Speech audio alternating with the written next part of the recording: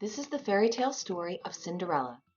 Once upon a time, a girl named Cinderella lived with her stepmother and two stepsisters. Poor Cinderella had to work hard so the others could rest. It was she who had to wake up each morning when it was still dark and cold to start the fire. It was she who cooked the meals. It was she who kept the fire going. The poor girl could not stay clean from all the ashes and cinders by the fire. "What a mess!" her two stepsisters laughed, and that is why they called her Cinderella. One day big news came to town. The king and queen were going to have a ball. It was time for the prince to find a bride. All of the young ladies in the land were invited to come. They were wild with joy. They would wear their most beautiful gown and fix their hair extra nice.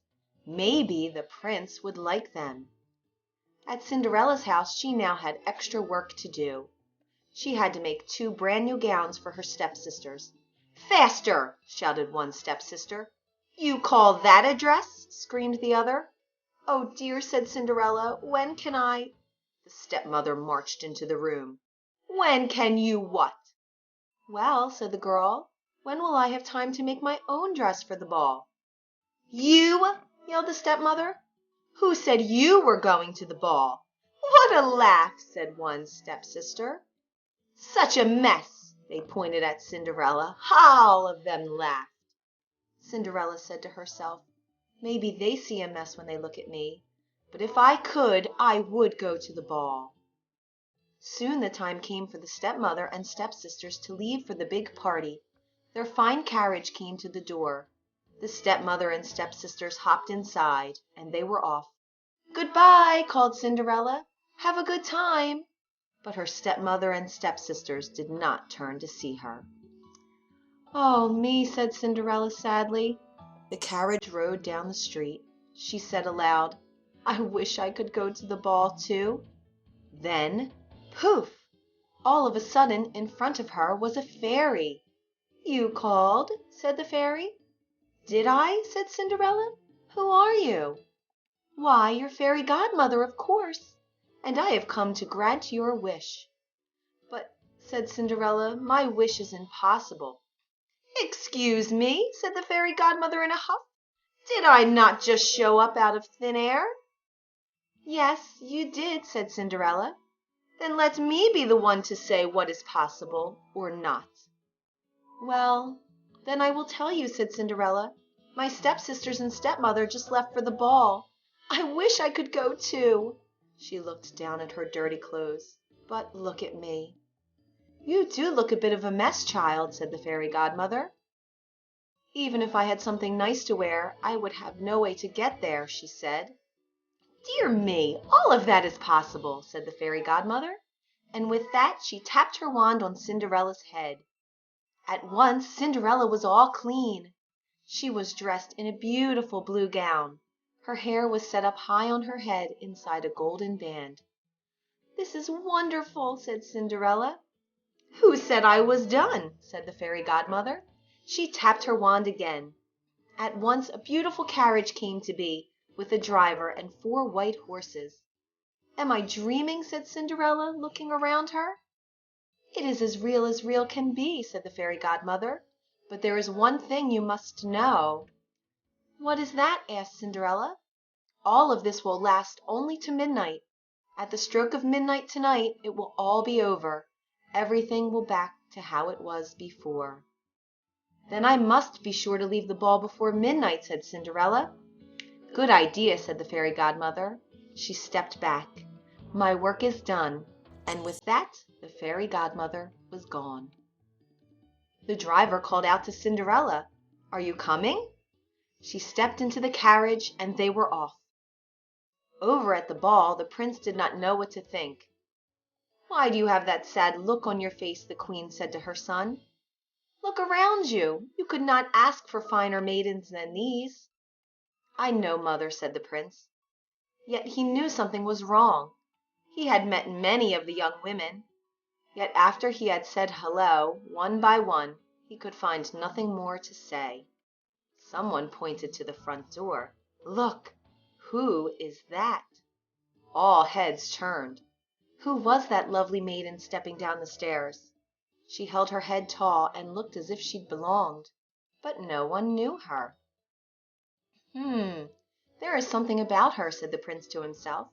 I will ask her to dance, and he walked over to Cinderella. Have we met? Said the prince. I am pleased to meet you now, said Cinderella with a bow. I feel as if I know you, said the prince, but of course that is impossible. Many things are possible, said Cinderella, if you wish it to be true. The prince felt a leap in his heart. He and Cinderella danced. When the song was over, they danced again, and then they danced again and yet again. Soon the other maidens at the ball grew jealous. Why is he dancing all the time with her? They said. How rude! But all the prince could see was Cinderella. They laughed and talked and danced some more. In fact, they danced for so long that Cinderella did not see the clock. Dong, said the clock. Cinderella looked up. Dong went the clock again. She looked up. Oh my, she cried out. It's almost midnight. Dong, rung the clock. Why does that matter? Said the prince. Dong, called the clock. I must go, said Cinderella. Dong went the clock again. But we just met, said the prince. Why leave so soon? Dong, rung the clock. I must go now, said Cinderella, and she ran to the steps. Dong, said the clock again. I cannot hear you, said the prince. The clock is too loud. Dong, rung the clock. Goodbye, said Cinderella. Up the stairs she ran. Dong, went the clock. Please, stop for a moment, said the prince. Oh dear, she said as one glass slipper fell off her foot on the stair. But Cinderella kept running. Dong, said the clock. Please, wait a moment, said the prince. Dong, rung the clock. Good.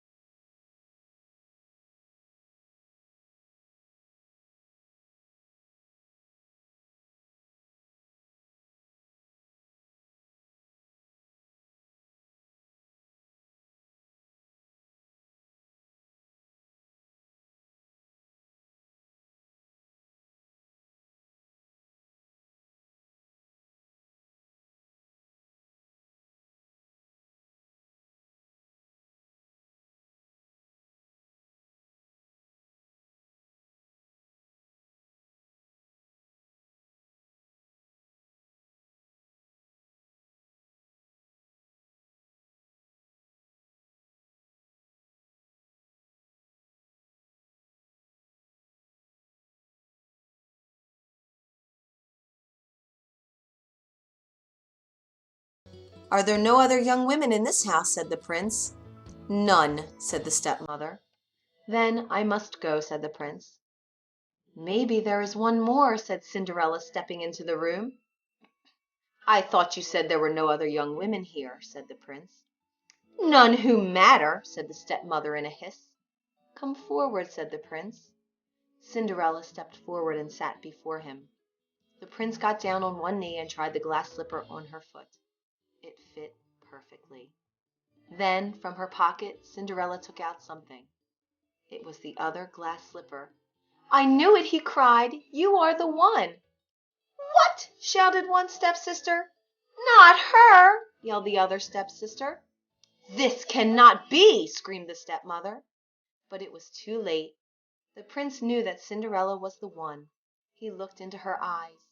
He did not see the cinders in her hair or the ashes on her face. I have found you, he said. And I have found you, said Cinderella. And so Cinderella and the prince were married, and they lived happily ever after. The